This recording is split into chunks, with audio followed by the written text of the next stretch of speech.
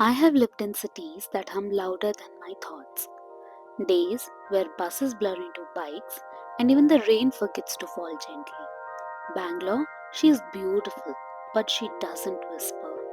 And yet, here I am, choosing softness, choosing slowness, not somewhere quiet, but right here, in the middle of it all. This is not a story of escape, it's a story of return. I no longer chase mornings like lost time. I meet them like old friends, quiet, familiar, patient. A bare step on gold tiles, the smell of cumin in warm water, the clink of a spoon in a teacup, almost like music. Somewhere outside, traffic sighs, but in here, there's only breath. It used to bother me, the noise, the rush, the ache to keep up. But now, I realize I don't have to run just because the city does. Some days, my rituals are loud, incense burning like old poetry, journals filled with words I never show anyone. Some days, they're quiet, a scarf tied gently, earrings clicked on like punctuation marks to a soft outfit. These things, they may seem small, but they are how I rebuild myself, not through milestones, through moments. The city never stops asking who I am, so I answer it with the way I pour my tea, the way I write a blog that no algorithm can define, the way I slow down when everything else says go faster. This, this is how I remember I belong to myself. There's something about rain in the city. It softens even the harshest edges. Monsoon here is not peaceful, but it is honest. A storm that reminds you to sit still. I drove through the rain yesterday, not to get somewhere, just to feel what it's like. To move through softness with the windows down. To let the grey wrap around me like a blanket, not a burden. Sometimes I think the rain is my teacher. She shows up loud and unapologetic, and still finds her way into quiet puddles, into the leaves, into the soft folds of my afternoon tea. Slowing down in a fast place isn't always romantic. Sometimes it feels like grief, grieving who I thought had to be. Busy, booked, burnt out. I'm learning to make peace with stillness, even when it brings up loneliness, even when no one claps for it. A lot of people chase big dreams. Mine are quite simple, you see.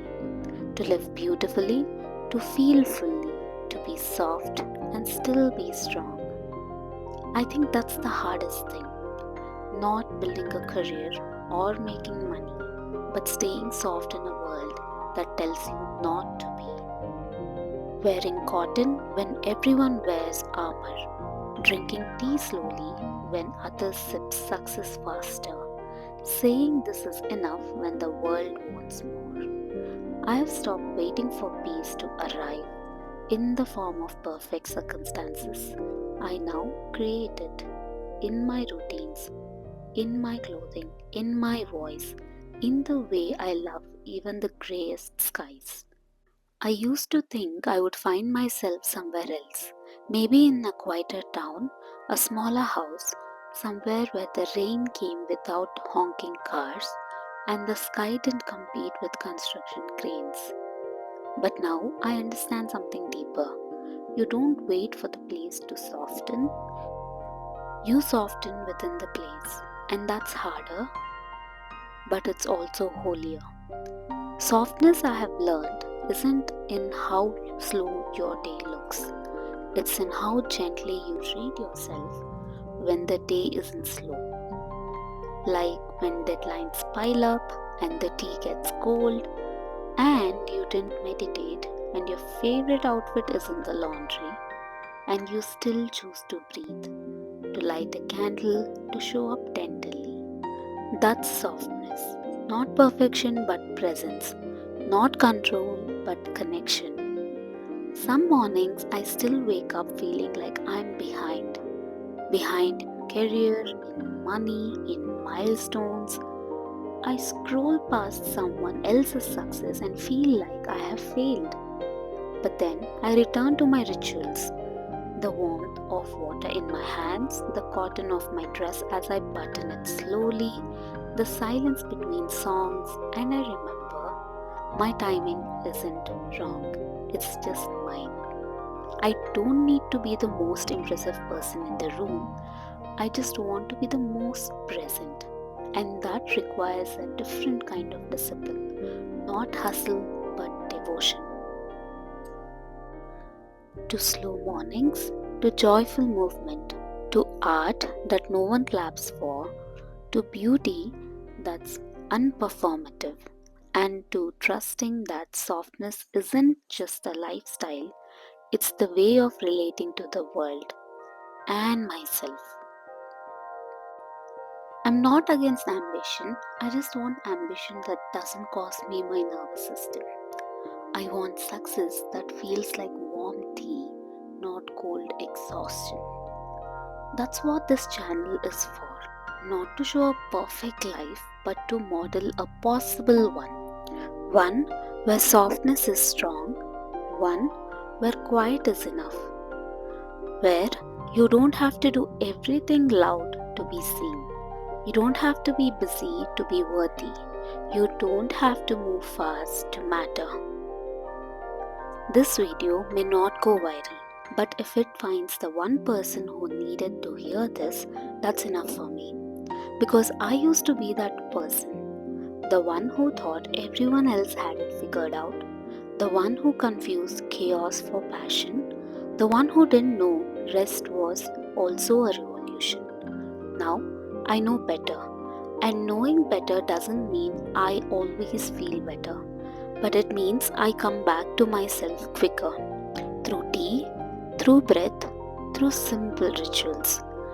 Maybe this is what growing up feels like, not louder but truer, not harder but softer. And softness, I have learned, is not a personality, it's a practice. Bangalore doesn't slow down for me, and I don't expect it to. The city buzzes and pulses and stretches into the sky. But within that, I have carved out something sacred, a bowl of warm water before speaking to the world, a quiet car ride through foggy streets, a slice of toast eaten slowly while the incense burns. These moments aren't glamorous, but they are mine. I film these videos not to escape the world, but to remember how I choose to move inside it, slowly, sensually, sincerely. And maybe that's the real revolution, to live gently even when the world is not. You don't need the sea to feel like the tide. You don't need the mountain to feel grounded. You don't need quiet surroundings to feel calm. Sometimes peace is just a cup of tea and a courage to sip in slowly. I don't live by the sea, I live in the storm, but inside me there's always calm water. And when I forget who I am, I return to these rituals, not to find peace, but to remember I am peace. And maybe that's enough.